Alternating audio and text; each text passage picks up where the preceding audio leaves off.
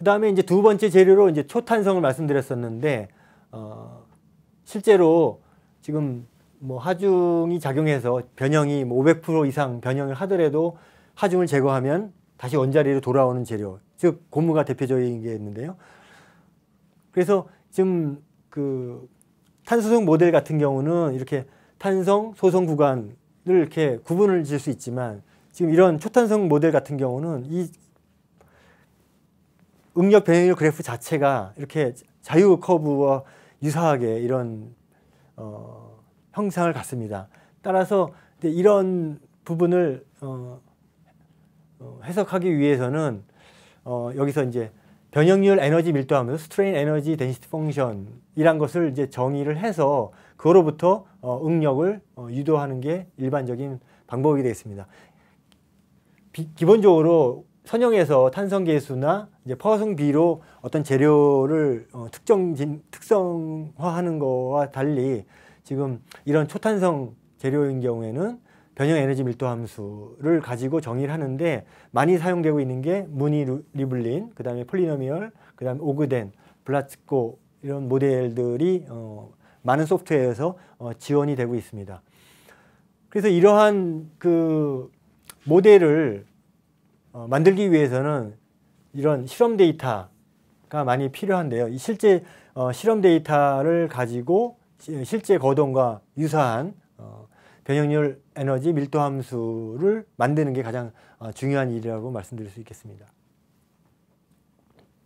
그래서 아까 말씀드렸듯이 변형률 에너지 밀도 함수의 크게 세 가지, 다항식을 이용한 거, 무니 리블린이 제안한 방법, 오그덴이 제안한 방법 세 가지를 좀 비교를 해보면은, 일단 오그덴 모델이 지금 단순 인장의 경우 700% 인장률까지 해서 가장 많은 이제 인장률을 커버한다고 보시면 되겠고요. 그 다음에 이 다항식 모델 같은 경우는 이제 300% 정도까지에 적합하다고 되어 있습니다. 사실 이제 무니 리블린이 먼저 나왔었는데, 사실 이제 폴리노미얼을 기반으로 제안된 모델이고, 100%에서 200% 인장률, 그 다음에 단점으로 이제 이 압축 거동을 제대로 표현하지 못한다. 그 다음에 이 큰 변형률에서 재료 강성이 크게 평가된다는 단점이 있어서 이제 오그덴이 이제 그것들을 이제 극복해서 제안한 방법인데, 아무래도 이제 계산량이 많다 보지, 정확도는 높지만 계산량이 많다 보니까 해석 시간이 또 길어지는 그런 단점이 있습니다. 그래서 실제로 뭐 이렇게 갈수록 다 좋은 모델은 아니고, 설계자 여러분들이 어떤 해석에서 어떤 모델이 필요한지에 그 적합한 거를 잘 선정하셔서 계산 시간의 효율성도 따지시는 게 중요하다고 볼 수 있겠습니다. 그래서 지금 아까 그 초탄성 그 재료인 경우에 재료 상수를 계산하기 위해서 이렇게 단순 인장 실험만 가지고는 할 수가 없고, 보통 저희가 이제 뭐 순수 전단이라든지 단순 전단이라든지 이런 실험들을 조합해 가지고 상수를 계산한다고 보실 수 있겠습니다. 그래서 아까 말씀드린 탄소성 재료에서는 진응력, 진변형률을 사용한다고 말씀드렸고, 초탄성 재료에서는 공치응력, 공치변형률 데이터로 되어 있으니까 그 소프트웨어에 따라서 어떤 응력 변형률을 쓰고 있는 건지 주의해서 보시기 바랍니다.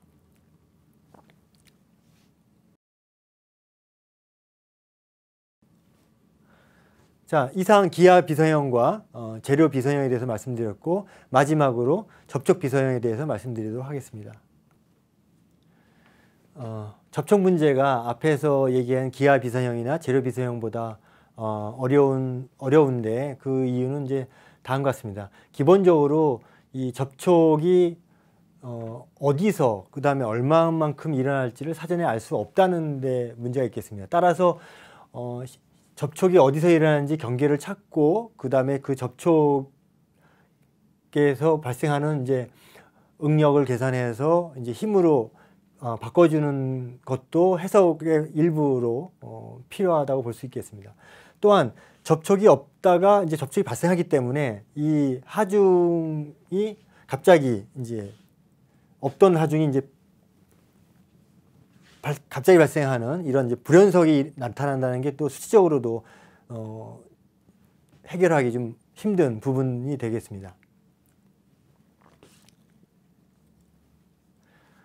다음 이제 동영상은 전형적인 접촉 문제를 나타내주고 있는데요. 첫 번째가 이제 클립이 이제 삽입되는 이제 과정을 보겠습니다. 그래서 도대체 어느 정도 힘으로 이걸 이제 삽입을 해야지 이제 이게 들어가는지를 보려면 이 각각 이 만나는 부분이 접촉하는 부분이 다 달라지고 있기 때문에 이 접촉 비선형 해석을 해야지만 저희가 이제 알 수가 있고요. 지금 이와 같은 자동차의 이제 판 스프링 같은 경우에도 이 판들과 판 사이에 일어나는 응력을 보려면은 이 접촉 조건에 대해서 고려를 해줘야지 정확한 해석을 할 수 있음을 알 수 있습니다.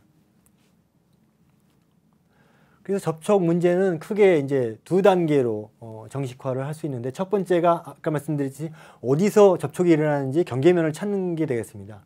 그래서 지금 이와 같이 요거는 이제 이게 이제 마스터고 이제 이게 슬레이브가 되겠는데요. 종속 접촉면이 되겠는데, 실제로 이제 이 종속 접촉면이 이제 주 접촉면을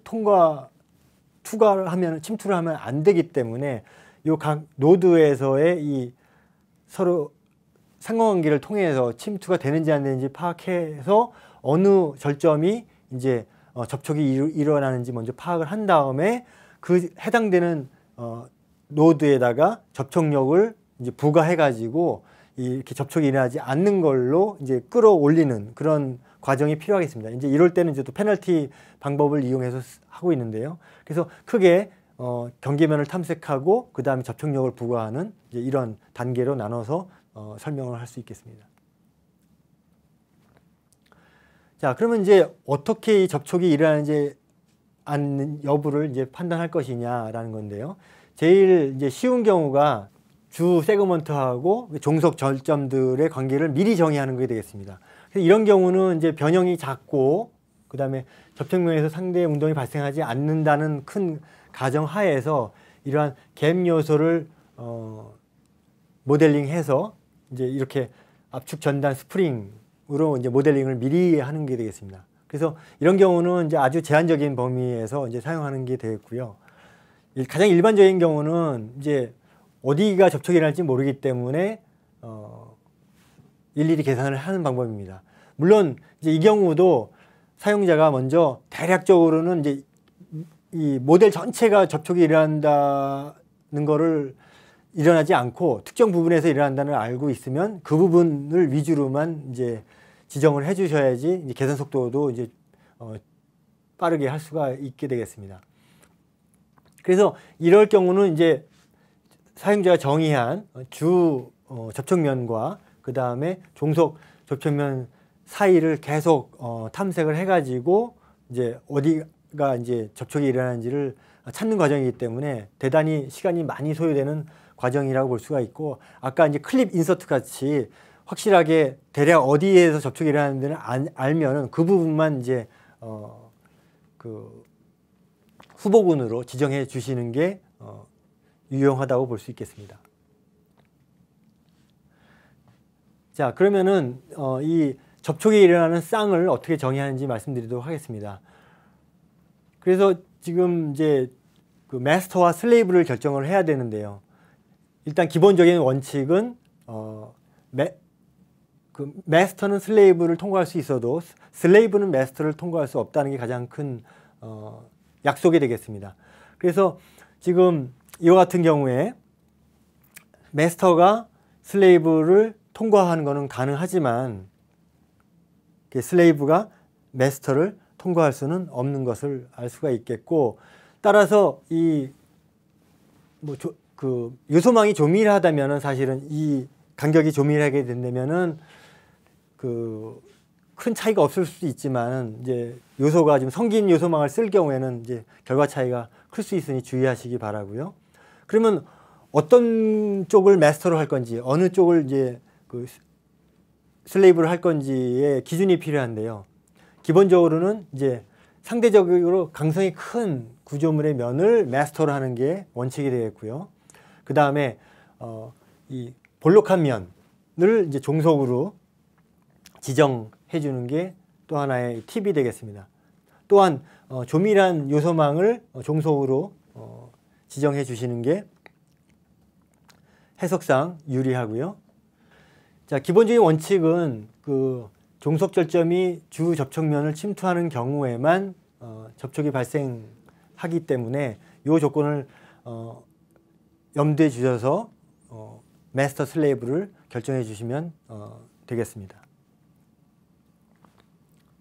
자, 그러면 이제 다음은 접촉의 종류입니다. 접촉의 종류도 저희가 선형 접촉과 비선형 접촉으로 크게 나눌 수가 있고, 선형 접촉 안에서도 일체 거동 접촉, 양방향 미끄러짐 접촉으로 나눌 수 있겠습니다. 이 일체 거동이란 거는 기본적으로 이게 수직, 수평 전부 다 떨어지지 않기 때문에 그냥 두 물체가 붙어서 움직인다고 보시면 되겠고요. 양방향 미끄러짐 접촉 같은 경우는 수직 방향으로는 떨어지지 않고 수평 방향으로만 미끄러짐이 발생하는 것을 모사한다고 보시면 되겠습니다.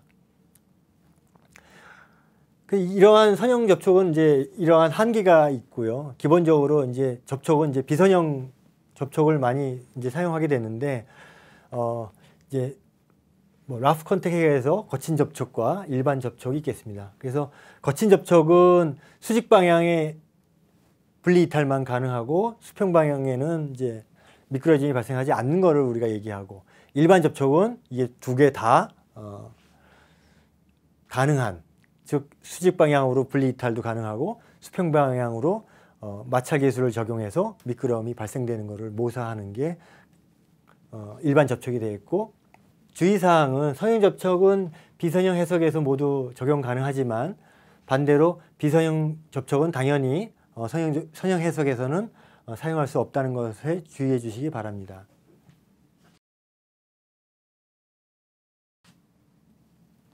자, 그러면 마지막으로 이러한 세 가지 기하, 재료, 접촉, 비선형성이 수치 해석에 어떻게 적용되고 있는지 말씀드리도록 하겠습니다. 뭐 반복되는 얘기지만 선형 해석에서는 이렇게 K=F라는 이제 방정식, 1차 방정식을 이용해서 하중에 대한 구조물의 응답을 계산을 하고 있습니다. 그러나 이제 비선형 해석에서는 이런 선형성을 우리가 유지할 수가 없기 때문에 선형 방정식으로는 해를 구할 수가 없습니다. 따라서 하중을 여러 구간으로 나누어서 점진적으로 해를 구해가는 방법을 채택하고 있습니다. 결국 그렇다고 이제 그 선형 해석이 소용이 없는 게 아니라 비선형 해석 안에서 선형 해석을 계속 부르고 있기 때문에 선형 정적 해석이 가장 기본적인 해석이라고 말씀드렸던 것은 여전히 유효하다고 할 수 있겠습니다. 자, 예를 들어서 지금 이러한 원의 반지름 R인 원의 원주를 계산하는 예제를 가지고 비선형 해석을 한번 설명드리도록 해보겠습니다. 지금 이제 이 원주를 계산한 거기 때문에 이것을 몇 등분을 하느냐, 이 등분을 더 많이 하면 잘게 할수록 실제 원주 값의 근사하리라는 것은 누구나 쉽게 예상을 할 수 있는 게 되겠죠. 그래서 지금 요소 개수를 4개, 8개 이런 식으로 2배씩 늘려가면서 했을 때 이 그 원래 원주하고 얼마나 오차가 줄어드는지를 보실 수 있는데, 같은 그 방법으로 유한 요소에도 적용이 된다고 보시면 되겠습니다. 그래서 크게 이제 여기 뭐 퓨어 인크리멘테이션이라고 해서 단순히 이제 증분을 통해서 계산하는 방법이 있는데, 이 부분은 이제 오차가 크기 때문에 많이 사용하지는 않고요. 이것을 이제 단점을 극복한 게 뉴턴 랩슨이 되겠습니다. 근데 이 뉴턴 랩슨이 또 시간이 많이 걸리기 때문에 조금 더 이제 시간을 줄이기 위해서 같은 기울기를 사용한 게 이제 수정된 뉴턴 랩슨 방법이 되겠고요. 이게 이제 초기의 그 강성을 그대로 사용하는 게 이제 초기 강성 방법이 되겠는데, 아무래도 좀 이제 이런 수정된 뉴턴 랩슨에 비해서는 이제 효율이 떨어진다고 볼 수 있겠습니다. 또한 이제 참고적으로 이런 아크 랭스를 이용해 가지고 이제 또 계산하는 방법이 있습니다. 자, 그러면 이제 조금 더 자세하게 아까 설명드린 방법들을 말씀드리도록 하겠습니다. 지금 이제 이 증분법 같은 경우에는 아까 이제 이 힘을 한 번에 작용하는 게 아니라 이렇게 증가시킨다고 말씀드렸었는데 이 구간에서의 변이를 계산하고 그 변이에서의 강성을 계산한 후에 그 강성으로 그대로 이제 진행하는 방법이 되겠습니다. 따라서 이게 지금 델타 F가 증분이 간격이 좀 넓어지면은 그만큼 이제 에러가 발생할 확률이 더 높아지게 되는 거죠. 그렇다고 이거를 너무 잘게 할 경우에는 또 시간이 또 너무 오래 걸리고요.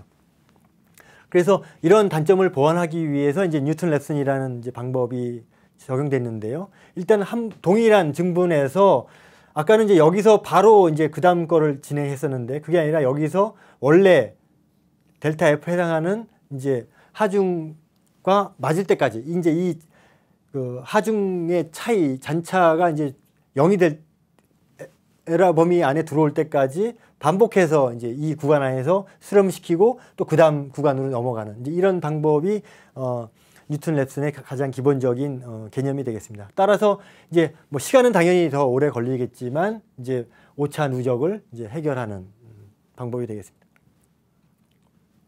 그래서 다시 한번 말씀드리면 이제 처음에 초기 강성을 가지고 이제 이 F1을 계산한 F1으로 이제 변이를 계산하고 난 다음에 그 변이에서의 그 기울기로 다시 또 계산을 해서 이 하중의 오차가 우리 오차 범위 내에 들어올 때까지 반복해서 계산하는 것을 방법이라고 말씀드릴 수 있겠습니다. 그래서 이 수렴하는 조건을 크게 보면은 지금은 하중 가지고 얘기했지만 하중 말고도 이쪽 이제 변이를 가지고 얘기할 수도 있고요. 그 다음에 이 전체 일양을 가지고도 나타낼 수가 있습니다. 이렇게 세 가지 조건으로 우리가 수렴을 시킬 수가 있는데 실제로 지금 아까 말씀드린 대로 이 하중의 차이 아니면 변이의 차이 아니면 이 면적인 일양을 가지고 수렴이 됐는지 안 됐는지 확인을 할 수가 있습니다. 그래서 이제 보통 소프트웨어에서는 기본적으로 세 개 중에서 두 개, 변이나 일양 아니면 하중이나 일양이 만족이 되어야지 이제 수렴을 두 가지 조건이 다 만족되어야지 수렴이 됐다고 말씀드릴 수 있는데 전통적으로 많이 쓰는 게 이제 하중과 일양을 동시에 만족하는 것을 조건으로 하는 게 맞습니다. 근데 뭐 문제에 따라서는 이제 어느 게 더 민감하냐, 변이가 더 중요하다고 보시면은 이제 변이하고 일량을 선택할 수도 있다고 말씀드릴 수 있겠습니다. 자, 그러면은 이러한 비선형 해석을 언제 수행하는지 다시 한번 정리하도록 하겠습니다. 사실 비선형 해석은 해석 시간이 선형 해석에 비해서 많이 소요되고 그 다음에 여러 가지 데이터 준비도 필요하고 설계자 여러분들이 선택해야 될 사항들도 많이 있습니다. 따라서 설계자 여러분들이 해석하시고자 하는 물리 현상이 정말 비선형 해석에 적합한지를 판단하는 게 가장 중요하다고 볼 수 있겠습니다. 그래서 앞에서 세 가지 얘기했던 처음에 기하 비선형 이와 같이 부품이 이제 대변형이 예상이 되거나 아니면은 비정상적으로 큰 변형이 관찰되거나 아니면은 하중이 오래 지속됐을 때 변형이 점점 증가하거나 이런 경우이거나 그 다음에 이제 제로 비선형으로 했던 이런 고무와 같은 이제 초탄성인 경우, 그 다음에 응력 수준이 항복점에 근접해서 이제 소송으로 넘어갈 거냐 마냐를 결정해야 될 부분, 그 다음에 이제 이 좌굴 하중을 파악할 경우, 그 다음에 세 번째 이제 접촉에 관련된 접촉에 따라서 접촉을 고려를 해야 되는 경우, 이러한 경우 이제 정확한 이제 또한 이제 이것 모두 포함해서 정확한 어떤 성능에 대한 정확한 그 결과가 필요하다고 생각할 경우에 이제 비선형 해석을 그제서야 수행하시면 된다고 볼 수 있겠습니다. 자, 마지막으로 지금 선형 해석과 비선형 해석을 비교를 해봤습니다. 사실 선형 해석으로도 충분히 원하시는 결과를 얻을 수 있는 문제를 굳이 시간과 비용이 많이 드는 비선형 해석으로 수행하실 필요는 없겠죠. 그래서 정확하게 이런 변형이나 그 다음에 재료, 그 다음에 경계 변화나 하중이 왼쪽에 해당된다고 생각하시면은 선형 정적 해석만 수행하셔도 충분한 상황이 되겠습니다.